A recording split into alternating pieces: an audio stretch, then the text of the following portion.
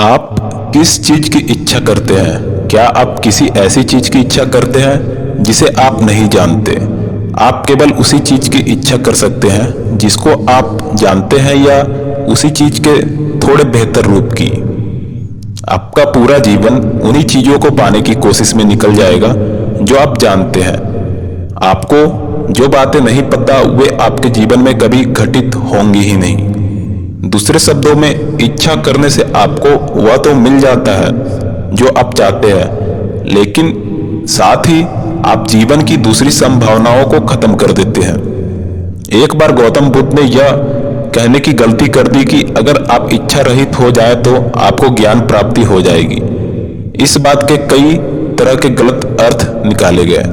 उनका मतलब यह था कि एक बार अगर आप कोई इच्छा करते हैं तो आप उसी चीज की इच्छा करते हैं जिसके बारे में आप जानते हैं। ऐसे में कुछ नया घटित होने की संभावना खत्म हो जाती है।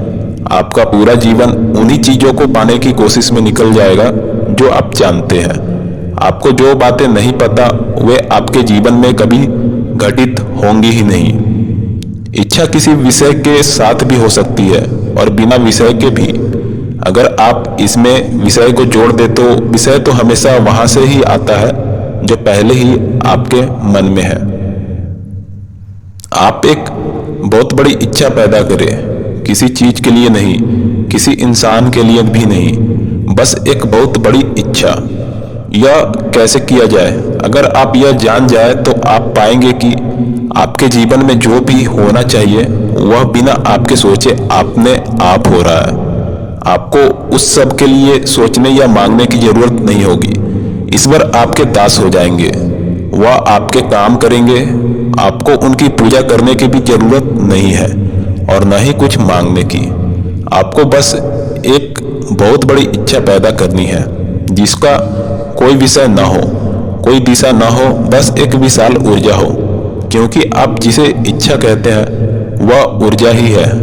इस ऊर्जा को इधर उधर की चीजों को पीछे लगाकर आप इसे बेकार में खर्च कर रहे हैं। अगर आप अपनी इच्छा को विषय रहित बना ले, एक इच्छा जो बहुत बड़ी हो, खुद आपके अस्तित्व से भी बड़ा और किसी व्यक्ति या वस्तु के लिए ना हो, तो वो आप पाएंगे कि जीवन चमत्कारिक तरीके से घटित होने लगा है। जिन चीजों की आप कल्पना भी नहीं करते थे वे आपके जीवन में होने लगेंगी, क्योंकि अब जीवन ऊर्जा अपने चरम पर है।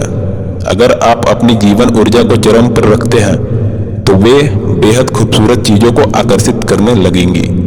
दूसरा कोई रास्ता नहीं है।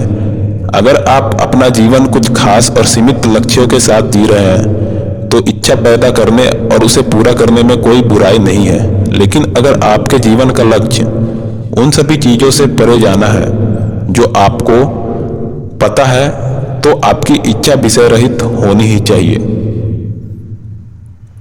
यह इच्छा न तो किसी चीज के लिए होती है न किसी इंसान के लिए। यह इतनी विशाल होती है कि बस आप अपने शरीर से बाहर निकल जाना चाहते हैं। जब ऐसा होता है तो लोग बिना किसी कारण के ही परम आनंद में आ जाते हैं। उनके आनंद को देखकर आप अंदाजा नहीं लगा सकते कि ऐसी भी कोई इंसान जिंदगी में हो सकता है। मैं उस स्थिति को बताने के लिए कुछ भी कहूं तो वह काफी नहीं होगा। वह इतना जबरदस्त भाव होता है कि आप उसकी कल्पना भी नहीं कर सकते हैं। यह सब आपके भीतर मौजूद है, लेकिन लगातार बेकार में खर्च होने के कारण यह इकट्ठा नहीं हो पाता। बस 3 दिन तक अगर आप अपने विचारों में कोई विषय न जोड़े, आप बस बैठे रहे, तो आप पाएंगे कि आप परम आनंद से भर गए हैं। अगर आप इस तरह से बस 2 दिन बैठ जाएं तो आपकी जीवन ऊर्जा एक ऐसी बिंदु तक पहुंच जाएगी, आपको ऐसे आनंद का अनुभव कराएगी कि आपको विश्वास नहीं होगा कि इंसान के जीवन में ऐसे अनुभव भी हो सकते हैं। इस जीवन की ऊर्जा को छोटी चीज न समझे। यह इस जगत का स्रोत है। इस शरीर की रचना भीतर से हुई थी, इसलिए जगत का स्रोत वहीं मौजूद है। अगर आप इसे बेकार न गवाएं, अगर आप इसे खास तरीके से संभाले रहे तो यह विस्फोटक हो सकती है, क्योंकि इसमें सिर्फ एक ही ऊर्जा की रचना और शरीर की रचना करने की क्षमता नहीं है। ये पूरी सृष्टि की रचना कर सकती है। जैसे ही आप इसके संपर्क में आते हैं आपका जीवन पूरी तरह से अलग हो जाता है। तो अगर आप इसके संपर्क में आना चाहते हैं तो आपको छोटी मोटी चीजों के पीछे भागकर अपनी जीवन ऊर्जा को यूं ही बेकार नहीं गंवाना चाहिए। इसी सिलसिले में इच्छा रहित होने की बात कही गई है और इसी संदर्भ में ब्रह्मचार्य और संन्यास की। दरअसल इन सब बातों को बुरी तरह से तोड़ मरोड़ कर पेश किया गया। हर कोई कहता है कि इच्छाएं छोड़ो, यह करो वह करो। आप अपनी इच्छाएं छोड़ ही नहीं सकते, लेकिन आप इच्छा को विषय वस्तु से अलग ले जाकर उसे एक विशाल तरीका से विकसित अवश्य कर सकते हैं, इतना विशाल कि वह भौतिक सीमाओं की परिधि में सीमित न रहे।